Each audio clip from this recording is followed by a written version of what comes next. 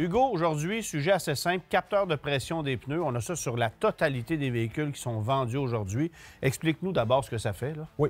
Premièrement, ça donne la pression d'air dans les pneus, dans le tableau de bord, soit en PSI. Certains véhicules ont juste une lumière. Si on a une perte de pression, elle allume. Et dans le passé, évidemment, on avait des capteurs qui étaient propres à chacun des modèles de véhicules. C'était assez compliqué.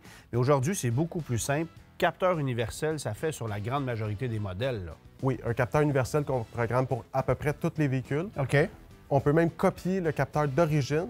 Donc, lors du prochain changement de pneu, on n'aura pas besoin de reprogrammer le véhicule.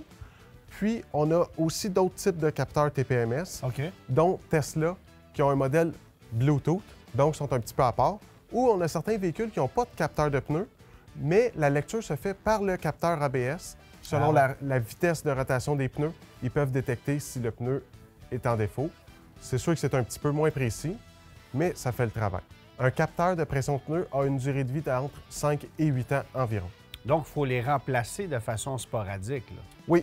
Bon, Hugo, évidemment, si on n'installe pas de capteur de pression des pneus, par exemple, dans ses roues d'hiver, ce qui va avoir comme conséquence une lumière allumée au tableau de bord en continu, c'est un peu agaçant, là.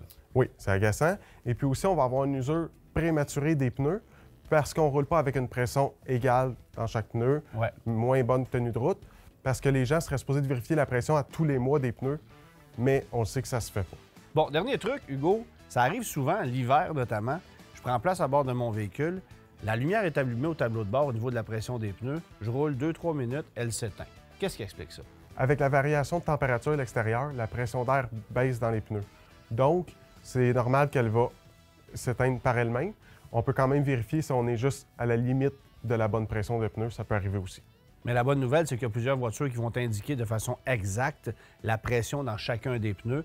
Variation de température, ça vient affecter ça, puis ça se restabilise par la suite. Exactement. Merci, Hugo.